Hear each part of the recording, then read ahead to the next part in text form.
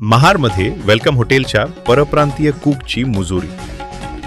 मनसेने उतरवला परप्रांतीय कुकचा माज. सध्या महाराष्ट्रात परप्रांतीची मजुरी वाढत असताना महाड शहरामधील बसस्टँड जवळ असलेल्या हॉटेल वेलकम या ठिकाणी महाराष्ट्र नवनिर्माण विद्यार्थी सेनेचे शहर अध्यक्ष शंतनू पिसाट हे या ठिकाणी शोरमा घेण्यासाठी गेला असता या हॉटेलमध्ये जाऊन कूपन आणून बाहेर असलेल्या परप्रांतीय कुक जवळ दिलेही असता. त्या कुककडून त्या मनवी सेना कार्यकर्त्याशी आरवाच्या भाषेत भाष्य करू अपमानकारक वागणूक दिल्याने महाराष्ट्र नवनिर्माण विद्यार्थी सेना आज महाडमध्ये आक्रमक झाली.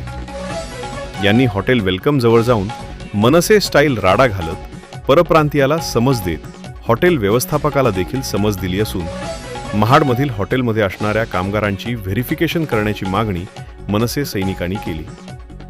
यावेळी फूड अँड ड्रग्सकडून दिलेल्या नियमावलीचे उल्लंघन केल्याचे निदर्शनास आले.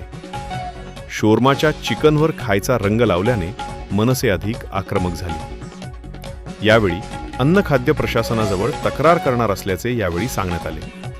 त्यानंतर हॉटेल मालकाने माफी मागत विषयाला पूर्णविराम दिला. यावेळी मनसेचे सर्व पदाधिकारी उपस्थित होते. नमस्कार, मी शंतनू पिसाट. आज महाडमधील नामांकित हॉटेल वेलकम हॉटेल इथे मी आज शोरमा घ्यायसाठी गेलो होतो. तिथं आपण म्हणजे त्यांचे शोरमा घेण्यासाठी तिथे कुपन सिस्टीम आहे. तर त्या कुपन सिस्टीममधनं मी एक कुपन काढले. त्यानंतर ते कुपन घेऊन जिथं जो शोरमा बनवणारा जो म्हणजे कुक आहे त्या कुकजवळ मी कुपन द्यायला गेलो.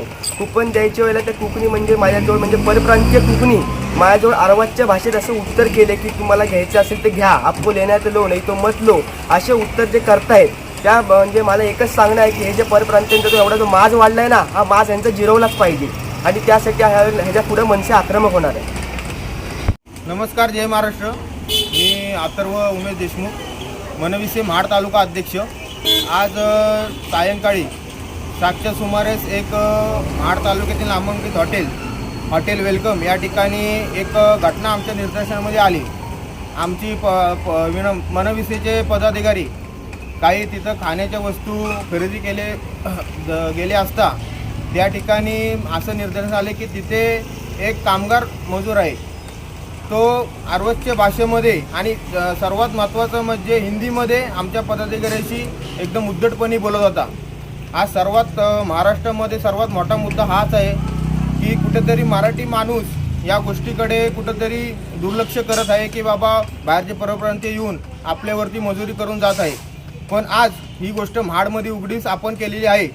आज तरी यापुढे अशी कुठली घटना महाडमध्ये घडली तर महाराष्ट्र नवनिर्माण सेना त्या गोष्टीला अजिबात हारा देणार नाही.